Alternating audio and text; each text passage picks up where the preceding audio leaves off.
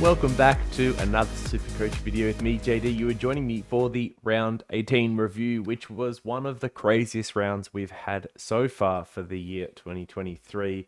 Absolutely everything that could go wrong did go wrong throughout the week, with players missing, injury, suspension, late outs, late ends, and yeah, just a really intense one where teams that had maybe got extra premiums or really stacked their bench got rewarded, or if you dodged a lot of the carnage, you might have been fortunate too, or if you had trades up your sleeves and you used those, you got rewarded, and then everyone else kind of got punished. But it's quite interesting because we get to this point in the year and a lot of people say the teams look very similar, and there's not much uniqueness, but I think the uniqueness this week, whether it be in different primos or in different players on the bench, actually made a really big difference. So for me, myself, I scored a 23.89, which is something like a 150 point drop on last week. So huge change, but it was enough to move me up 4 spots. So still tracking towards top 100. Hopefully we'll get there.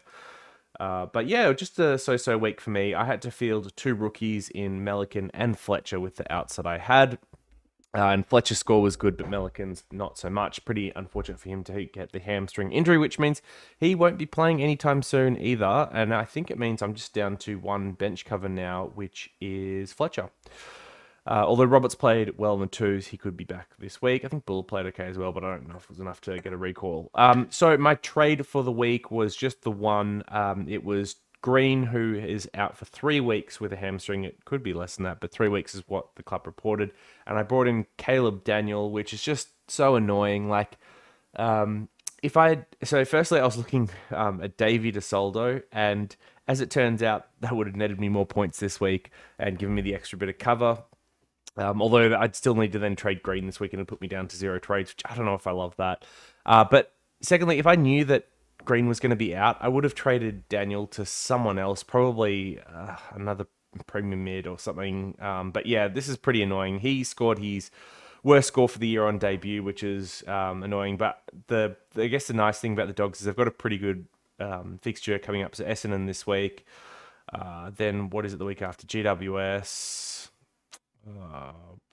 Then West Coast in round 23. So look, there's a few really nice games in there for Caleb Daniel, so I'm hoping that he can produce some good scores for me. Is it 5 more weeks ago? 6 more weeks ago? Six more weeks. Okay. So where to go with the team? I'll talk through each of the lines and also I guess try and talk about some of the outs as we hit them and some of the stuff, just the funky stuff that went on. So in the back line, Dacos continues to be great.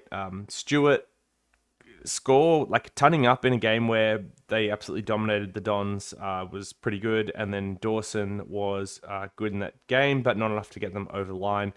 Sinclair had a down game. It was St Kilda was not good, so he wasn't alone in that one, but yeah, not great. Doherty was just so. He's got the matchup against West Coast this week, which is pretty nice, but he was better than Sicily, which is what a lot of people had this week if they held on to him, or maybe even had a luxury trade to bring him in with some of these injuries, whatever it may be. And he performed poorly, which somewhat expected that he would have a down game in the sense that Blank was out, which means he may have to play taller. But the extent of the poor scoring wasn't expected, and the manner in which it happened wasn't, with North effectively opting to tag him with Eddie Ford, following around the first half, and then when Siebel came on, him following him around a bit in the second half. So yeah, and then Hawks obviously didn't really need him to stand up either, just given the state of the game. So weird one for Sicily. I do think he'll bounce back, and the Hawks fixture on the run home is really nice. Richmond this week, Saints next week, Bulldogs the week after, Melbourne the week after that. These are all teams that have been really easy for defenders to score on. So I would not worry about Sicily if you have him, but still, strange week. And then Day, who I've got in my midfield, I'll pop him back in there just for discussion's sake, was very good, the 120, and so was Sheasel in that game, who probably was a little bit unlucky to end on the score that he did. It was, so he got, 103? He kicked 3 straight clangers to start the game, so he started off a -11, Absolutely blitzed it through the first half, and then the Hawks gave him attention in the second half with McGuinness going to him a little bit. Then he got moved into the midfield. So just a so-so score, but I think if you'd held Sheasel, obviously you're happy with him bouncing back this week. The role still looks good, and they put Sheasel out of the side again. They've got a nice matchup in the Saints this week for defenders, so hoping for good things there if you're a Sheasel owner. What was the only other stuff in defense? Oh, O'Sheen Mullen came on a sub and scored a 4 for those that had him. Was there other defensive cover? I'm sure there must have been, but yeah, Melican obviously not too great for me. Probably someone I could have actually traded now to provide different cover or whatever if he's going to be out for 3 weeks with a hammy. Oh, might mean Arnold plays, although they've still got Francis and stuff. Anyway, in the midfield, Bont was great. He and English tried to get the Dogs over the line. Like every week, VCC options, the two of them, kind of just pick whichever one's more favoured in the matchup. And given they're playing Essendon this week on the Friday, there will be ones that get talked about later in Vice Captain. Bombers were not good, as mentioned, got smashed. Merritt had a good first quarter, but then was given a fair bit of attention from the likes of like O'Connor, Atkins, Blitzer, stoppages. So he scored really poorly, as did most of the Essendon team in general, really. Oh, Ridley was one I didn't touch on in defence. He started out really strong as well, but kind of faded away a bit as that game went on. And no one Essendon scored well, so 88 was all right, considering, especially given he'd come back from that knee, and just having the warm body this week was, I think, a pretty big deal. Oh, a young copped an ankle injury, so he was one of the ones that missed in defence. Oh, so many players that missed. I'm not even sure I can remember them all off the top of my head. We already touched on Green. Sarong got suspended, and defence we had the two mentioned. Neil had a down game for sure. A bit worried about playing the Cats this week as well. At least it's at the Gabba, but I'm not sure I'm necessarily expecting a big score. Petrarca was really worrying one. So he kicked 4 goals again, which is great, but this felt like a score that should have been somewhere between 140 and 160. So for him to end on 113 was one of those like big what the F SuperCoach moments where the scoring just didn't make sense. Good game against Crom last time out. Hopefully he can replicate that. But the real concern is that he's just playing very far forward of the ball and he's doing well. But the reality is he's not going to keep a 4-goal-a-game pace. So when he eventually gets those games where he's not kicking 4 goals and he's kicking 1 or 0 goals, what's his scoring look like? Is it still hundreds? Can he still get there, or is he going back to 80s and 90s? So, yeah, even though he's averaged 120 to this point in the year, which I'm guessing has him second on total points, only behind Bont in the midfield. I'm not as optimistic on the run home. Laird was good, obviously the 150, but I think many had him as a captain option this week, just given everything else that had happened. And then Brayshaw was good in Sarong's absence with the 114. I think they've got a few nice matchups, like Sydney this week at Optus, like should be all right on the run home. We had Dunkley miss again. But who else missed the mid? Oh, we had Todd Mitchell go to sub for those that had him, which was unfortunate. Was there another mid that missed as well? I think there might have been. But we also had others that were like more popular that didn't score as well. So Mills still had the role from what it seemed, but just didn't score particularly well, and got moved around a little bit as the game went on. Well, I can't remember them all. I should have written them down. We had Anderson, who didn't score particularly well, I don't think. Maybe he did in SuperCoach. I don't think he did. Yeah, 89. He had a bit of a down game. Steele and Crouch. So Steele, popular cheap option, 105, which is actually one of the better scores. And I think Crouch was poorer. And then LDU went off. I'm just seeing the Northing flash up. He went off in that game. And he's actually probably someone that, if you are looking for a cheaper option, is one that is more left field at 550k as well. Parrish, who I didn't have, looked like could have got suspended, but thankfully didn't. I don't think his score was particularly great. 92. Yep. So, yeah, a lot of underperformers. If you had Libba, you were obviously really happy. But, yeah, most of the others just rough this week. I think the rookies scored all right, though, for those that had some covering. So, Johnson did, 74. Had Fletcher, obviously, with the 80s. I think Windhager scored all right as well. 90 is there. So, if you had the right cover, you would have been okay. But then we had others like Sheldrick who were dropped or, like, injured, I should say, that didn't help.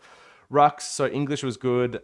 Put up big points on Briggs again for those that went the other route. And obviously, English as a vice captain was the best option this week, apart from the other ruck in Max Gawn, which we'll talk on quickly. What Briggs put up 79, so 100-point advantage, plus you got the better VCV. So it's like more than 100 points this week, which is really helpful. Probably one of the reasons why I didn't lose ranks this week. Gawn put up a 200 plus score, which is once again just so confusing. A game where Petrarca scored 113. Like, he wasn't twice as good as Petrarca, given that Petrarca kicked 4 goals, 2 and a 1-point win. Even though Gawn was really good, don't get me wrong, but it's just, scoring was just so scuffed. Gawn owners or previous Gawn owners must be fuming right now, because you probably traded him, especially when he missed out on DPP the second time around. But now that Grundy's out of the side and doesn't look like he's coming back, he's obviously going to be an alright option. He went up 53k. That's wild. And for the people that may be considering him, I guess if you've got spare trades and you want a luxury trade, I could imagine a world where you get off Marshall and ride ride Gawn on the run home. Maybe equally, if you're like a Briggs owner with spare trades and you've got 50k to do it, I could see it. Otherwise, the only other thing that happened this week was Sean Darcy picked up an ankle injury. We'll see what happens with him, but that is one to keep an eye on, as he might be a trade out if you have him. I assume it's not too many people this time in the year. And then the forwards, we had more Carnage. Obviously, Dunkley missed another week, but he should be back this one. We had Cameron, who missed with a lower back concern or a back concern, which is pretty problematic, because even if he returns and plays, like, you feel like he's going to be managed. Those things can linger. At least the matchup this week against Port is nice, and you'd imagine they're not going to sub plays out early, given it should be a close game. But yep. And then in the forward line, so like Goulden, Rosie, Taranto, Cogs, like kind of like these premiums we all paid up for, have continued to do really well. McRae and Dunkley on the dog side were disappointing. Butters has groin soreness and basically sat the whole fourth quarter once that game was out. Still had an 84, which is all right, but this is pretty worrying that he may miss. And if you're in a spot where like me, where you've got like Dunkley, Butters, Cameron, bench is already looking thin. If we have 2 of these missing again, it's going to be a pretty rough week, I imagine. A bit nervous about that. Very much nervous about that. Other defender I didn't mention was Houston. I know some people had him as a pod, including a couple of the leaders. He went huge. Oh, I missed Lloyd. Lloyd was another one that missed because of his concussion. Should be back this week. Actually, we'll go over to rankings in a second, because a couple of people want to shout out. So, I don't know if there's much else to talk about in the forward line here. No, we already spoke about Green as well. So Green and Young are the ones that should continue to miss this week. Otherwise, it sounds like all the other people that missed the week just gone should come back, with the exception of maybe Darcy Cameron, just because we weren't given a proper timeline on the back, but there was some optimism that he would return this week. So before I jump into teams and trades and all that type of stuff, I'm just going to go over the rankings, where 2 of the Fantasy Tech TV members in Gaza Forever and 50 Shades are at the top. They were at the top last week. I just didn't call it out. So yeah, we've got a lot that are doing well, a lot in the top 20 and all that. But these 2, real red hot shot to win the whole thing, given that they're out 150 points on third now. The one that does look like a big threat to them is Uzun Source J here in fourth, who his team looks like it's in pretty good position. He's got a 23rd Primo, which is like this Green Mills one here. I think he's got 4 trades left as well. So Green can be traded on this week, maybe to someone like a Sarong, which looks pretty strong. He still has the trades, I guess, to get Sicily at some point as well, if more injuries don't pop up. Although I can see here that he traded Dunkley, so maybe he wants to get Dunkley back, especially if Dunkley's named. That's an interesting one as well. But yeah, if you're in his spot, you've got 4 trades left. Maybe it's Green to Dunkley this week, and keeping a extra Primo. And then you might be looking at someone to Sicily. Now that Sicily's price should drop, right? Once Blank comes back in a couple of weeks, you could, 175 break even. So he's going to drop, well, he dropped 2k, but he's going to drop a big chunk of cash over the next couple of weeks. Although, like, these Richmond Saints fixture is what you're looking for here. And then I can't remember, I think 50 Shades is either at 1 or 0 trades. Where's his team? So he had to field 2 rookies this week, which explains why the big point loss, and got really unlucky with Wardlaw here, who copped like a hamstring injury and got subbed out early. So he'll be welcoming back Dunkley and Sarong big time into this side. And he's got Cameron as well. So he's another one that has got the extra premium. No English also hurt this side pretty badly. But apart from that, it looks really strong.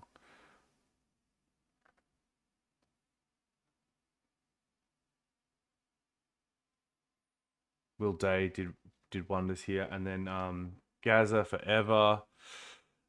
Houston, massive rocket. I mean, Ryan, I just can't believe he's scoring as well as he is. It's just nuts. So the game plan is so scuffed. How do they keep doing it?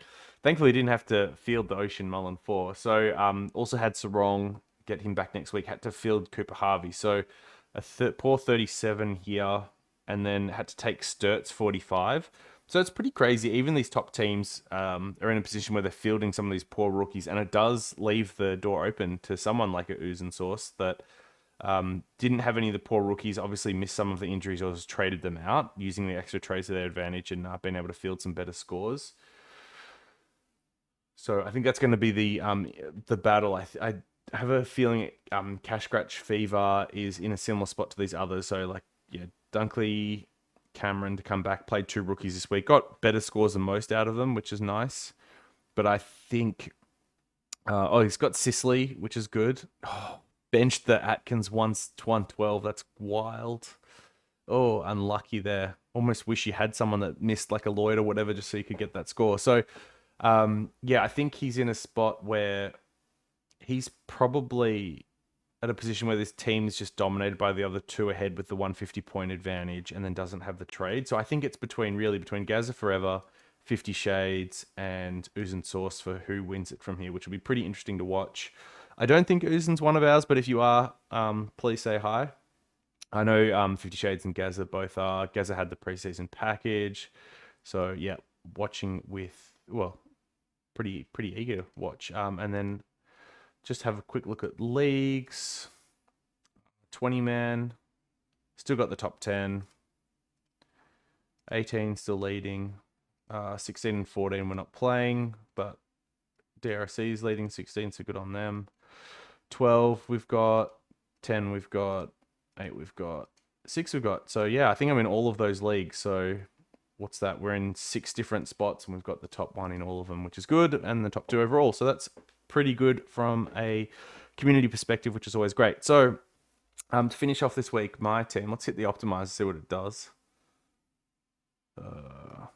Doesn't put Cameron back on. It's not optimistic. Can't blame it really. So I will be more optimistic and hope that he actually plays though. And the other hope is that Roberts gets a game this week, but I'm not sure if he will. He had something like 30 touches or whatever on the weekend, was really good after coming back from injury. So that's positive. So Fletcher's my cover, Melican's cover, but won't play. So put it on Constable in the hope that he gets named.